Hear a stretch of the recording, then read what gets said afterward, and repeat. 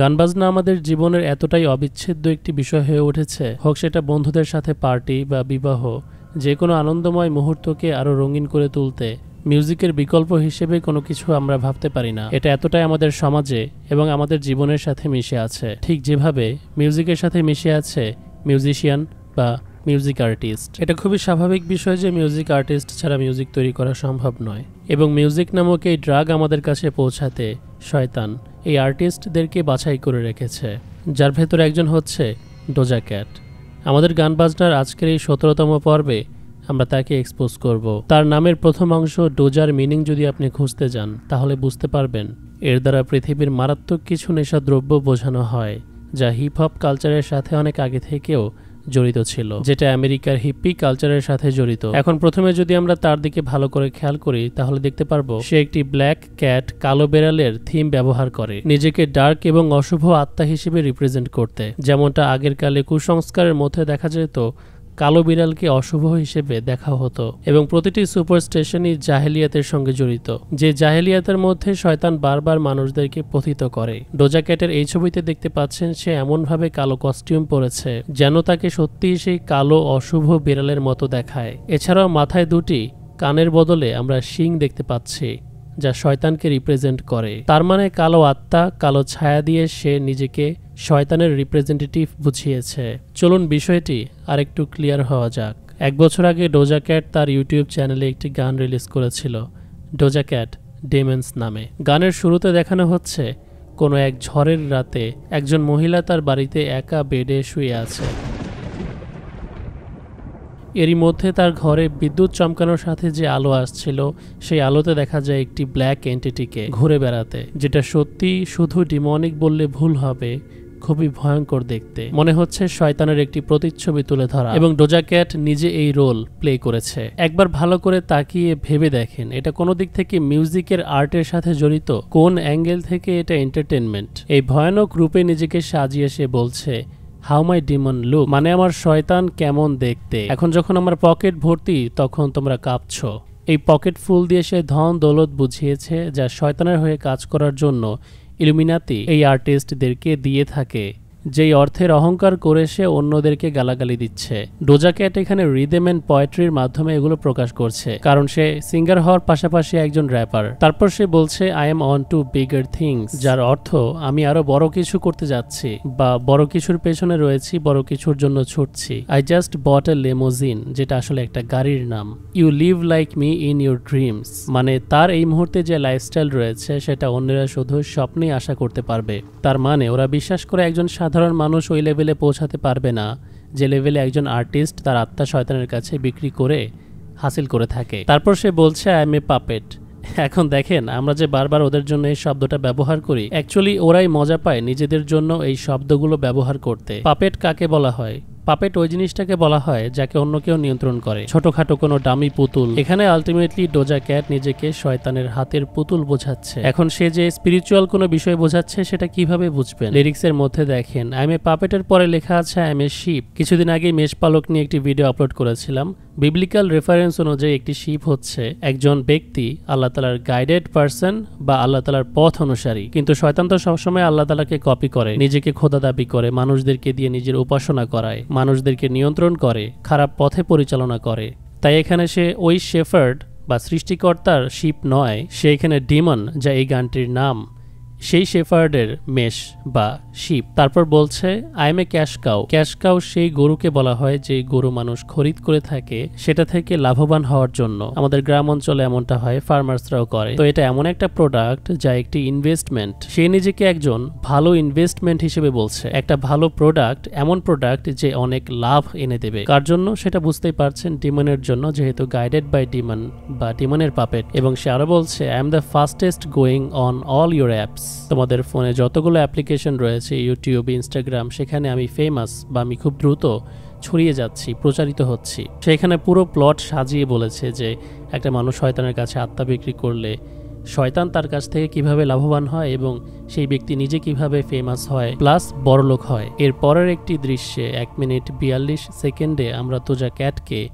বাথটাবে এরকম অবস্থায় দেখি। প্রথমে তো বাথটাব থেকে তরল কালো কালো একটি জিনিস বেরিয়ে আসছিল, যার দ্বারা এটি শয়তানি বাথটাব বুঝিয়েছে, এবং ব্ল্যাক গু একটা তরল পদার্থ যেটা শয়তানের পূজারীরা প্রায় তাদের গানের মধ্যে দেখিয়ে থাকে। আর বাই দ্য ওয়ে, আমি বাথটাব নিয়ে কিছুদিন আগে ডিটেলসে একটি ভিডিও করেছি যে ওরা কেন বাথটাব বারবার করে তাদের গানের মধ্যে দেখায়। জিসাস খ্রাইস্ট বা ঈসা আলাইহিস সালাম যেমনিভাবে নিজেকে পাক পবিত্র করেছিলেন গোসল করার মাধ্যমে, খ্রিস্টানরা যেভাবে বাচ্চাদেরকে বাপতিস্ম করায়, শয়তানের পূজারীরা শয়তানি বাথটাবে নিজেদেরকে নাপাক করার জন্য বাপতিস্ম নেয়। তো এরপরে যে সিনটি আমরা দেখতে পাই খুবই ইন্টারেস্টিং। ডোজা ক্যাটের পিঠে একটি অদ্ভুত ডেমনিক স্কেলেটন আঁকা এবং তার মাথার পেছন সাইডে ওয়ান আই সিম্বলিজম, সেই চিরচেনা ইলুমিনাতির আই অফ প্রভিডেন্স বা দাজ্জালের এক চোখ। এখন ডোজা ক্যাট কাদের সাইডে সেটা এখানে বুঝিয়ে দিচ্ছে। একটি কালো কুৎসিত হাত যখন তার মাথার পেছনে ওই জায়গায় ধরে যেখানে এক চোখ আঁকা, তখন তার চোখ ফ্যাকাশে হয়ে যায়, অর্থাৎ তাকে পজেসড দেখানো হয়েছে। এবং এটার আরেকটা ডিপ অর্থ আছে। হিন্দুদের দেবতা শিবার কিছু কিছু পিকচারে দেখা যায় যখন তার তৃতীয় চোখ খুলে যায় তখন বাকি চোখগুলো জল করতে থাকে। আই বিলিভ যে এই তৃতীয় চক্ষু একটি পোর্টাল হিসেবে কাজ করে, যার মাধ্যমে ডেমন্স একটা মানুষের দেহে অনুপ্রবেশ করতে পারে এবং তখন সেই মানুষ ওই ডেমনের নিয়ন্ত্রণে চলে যায়। শয়তানের পূজারীরা এই এক চোখকে বিভিন্ন কারণেও ব্যবহার করে। ম্যাজিশিয়ান ডেভিড ব্লেন বলেছে এই এক চোখ তার সুরক্ষা কবচ হতে পারে। এই চিহ্নের মাধ্যমে ডিমন এসে তাকে আনইম্যাজিনেবল অবিশ্বাস্য স্টান্টস করার ক্ষেত্রে সাহায্য করে। মজার বিষয় হলো, গানের শুরুতে আমরা এরকম একজন শয়তানকে দেখেছিলাম যা এখন 3 জন হয়ে গেছে। এবং ডোজা ক্যাট বারবার বলছে হাউ মাই ডিমন্স লুক, মানে আমার ডিমনগুলো কেমন দেখতে। তো যে পোর্টালের কথা বলছিলাম তার মাধ্যমে যে একজন জিন ডোজা ক্যাটের গায়ে আসে সেটা কিন্তু নয়।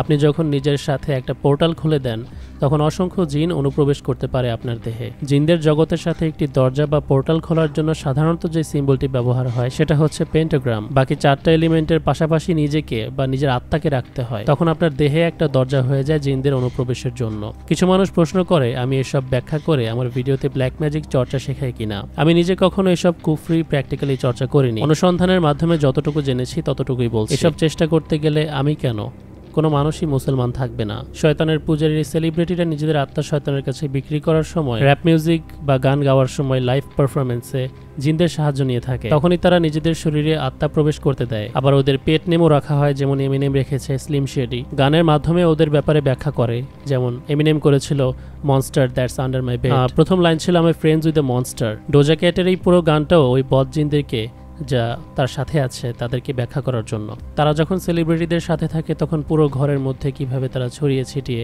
বাদরামি করে বেড়ায়, এরকম সবটাই আর কি এই গানের মধ্যে দেখানো। বারবার সে একটা কথাই বলছে হাউ মাই ডিমন্স লুক, মানে দেখো আমার ডিমন্স কিরকম দেখতে। আপনারা হয়তো বলবেন এগুলো তো মানুষ, তাদের কিভাবে সাজানো হয়েছে। তো সে আসল ডিমনকে তো আর ক্যামেরার সামনে আনতে পারবে না, তাই মানুষ দিয়ে সাজিয়ে দেখাচ্ছে যে আমার ডিমন কেমন দেখতে, যখন কেউই তার ডিমনকে দেখতে ইন্টারেস্টেড না। মানুষদের কাছে ইন্ট্রোডিউস করানোর মাধ্যমে মানুষের কাছে আম করে তোলা, নর্মালাইজ করে তোলার চেষ্টা করছে। ওরা চায় যত বেশি সম্ভব শয়তানের দুনিয়ার সাথে মানুষদেরকে যোগাযোগ করা, তাহলে তত বেশি পরিমাণেই আদম সন্তান ইবলিশের সাথে জাহান্নামে যেতে পারবে। শুরুতে যে ক্লিপ ব্যবহার করেছিলাম তা ডোজা ক্যাটের এই গানের পেইন্ট দ্য টাউন রেড, যেখানে এই শয়তানের পূজারী ডোজা ক্যাট আবারও ব্ল্যাক ক্যাট সেজে এসেছে এবং তার বাম চোখ থেকে চোখের মণি খুলে ফেলছে।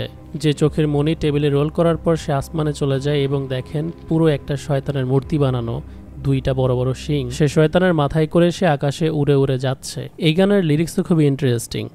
I said what I said, I'd rather be famous instead, I let all that get to my head। মানে এই ডিমনগুলো নিজের মাথার ভেতরে আসতে দিয়ে নিজের মধ্যে পোর্টাল তৈরি করে তার শরীরে জিনদের ঘর তৈরি করে দেওয়ার বিনিময়ে খ্যাতিকে বাছাই করেছে। দ্বিতীয় ধাপে বলছে যে কাকে নিজের মধ্যে আসতে দিয়েছে। She is the devil, she is a bad, she is a rebel. সে হলো শয়তান, আর শয়তানকে বেশিরভাগ রেবেল দিয়েই বোঝানো হয়, কারণ সৃষ্টিকর্তার বিরুদ্ধে সে বিদ্রোহ করেছিল। She put her foot to the pedal, I'll take a whole lot for me to settle। মানে ডোজা ক্যাট অনেক কিছু নেবে এর বিনিময়ে। কিসের বিনিময়ে? প্যাডেল দিয়ে এখানে অ্যাকচুয়ালি নিয়ন্ত্রণকে বোঝানো হয়েছে ডোজা ক্যাটের ওপরে।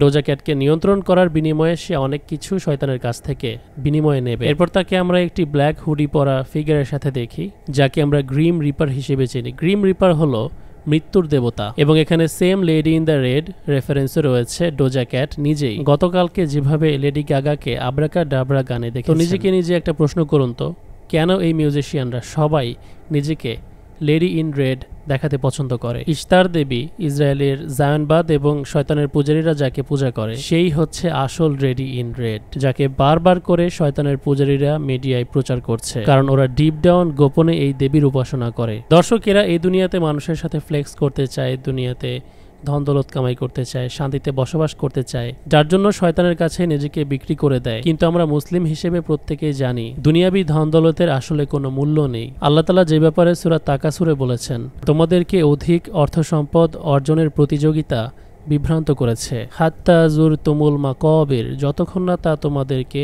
কবর পর্যন্ত পৌঁছে দিয়েছে। কাল্লা সাওফা তা'লামুন, না শীঘ্রই তোমরা তা জানতে পারবে। সুম্মা কাল্লা সাওফা তা'লামুন, আবারও বলছি না শীঘ্রই তোমরা তা জানতে পারবে। আল্লাহ তাআলা আমাদেরকে জাহান্নামের ভয় দেখিয়ে ওয়ার্নিং করছেন ধন সম্পদের পেছনে পাগলের মতো না দৌড়াতে। অথচ কিছু মানুষ জেনে বুঝে যে তারা জাহান্নামে যাবে নিজেদেরকে বিক্রি করে দিচ্ছে দুনিয়াবী ধন সম্পদ কামানোর জন্য, যেটা একজন মুসলমান যে কোরআন অনুসরণ করে সে কখনোই করবে না, বা কেউ এই পথে হাঁটলে তাকে সমর্থন করবে না। এরা তো জাহিল যারা দুনিয়াবী সম্পদ কামানোর জন্য নিজেদেরকে জাহান্নামে ঠেলে দিয়েছে। মিউজিক ইন্ডাস্ট্রির আজকের এই পর্ব এখানেই শেষ করছি। ভিডিওটি ভালো লাগলে অবশ্যই লাইক করতে ভুলবেন না।